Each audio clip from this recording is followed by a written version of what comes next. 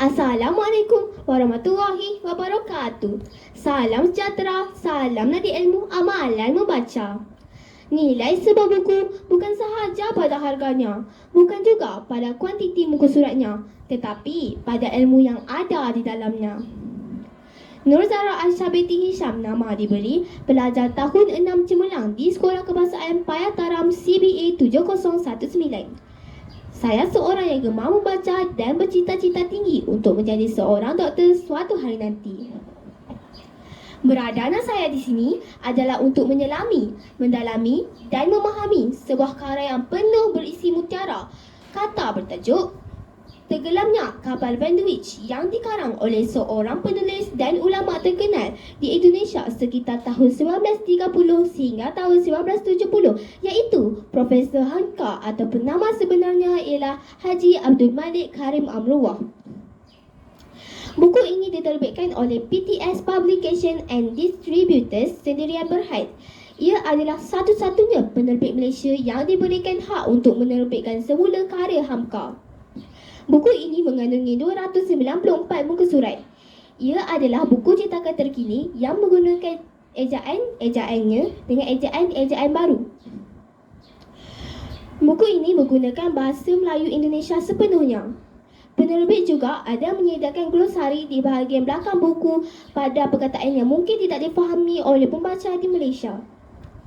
Buku ini mengisahkan tentang perjalanan hidup Zainuddin, seorang pemuda yang berketurunan Minangkabau di sebelah ayahnya dan ibunya berketurunan Mengkasar.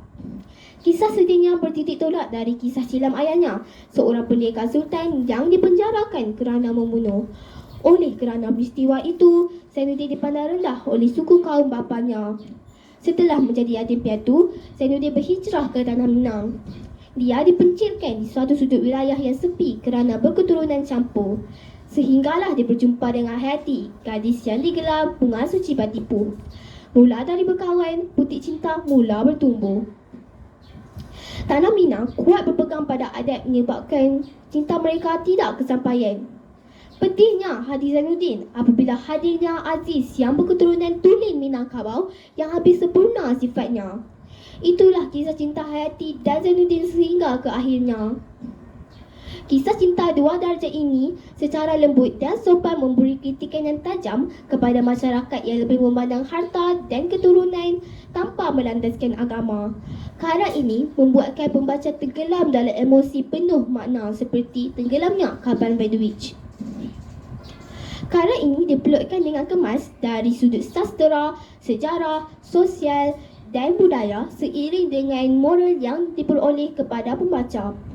Antara apa yang dapat saya teladani daripada novel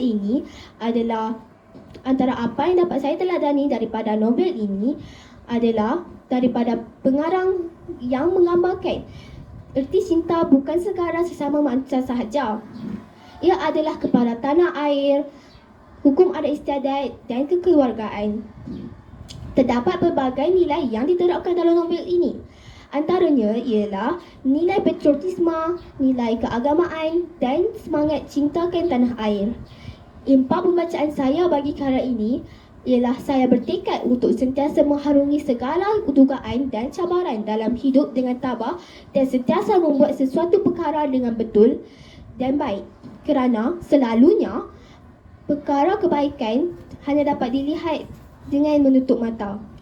Sekian dulu daripada saya. Assalamualaikum warahmatullahi wabarakatuh.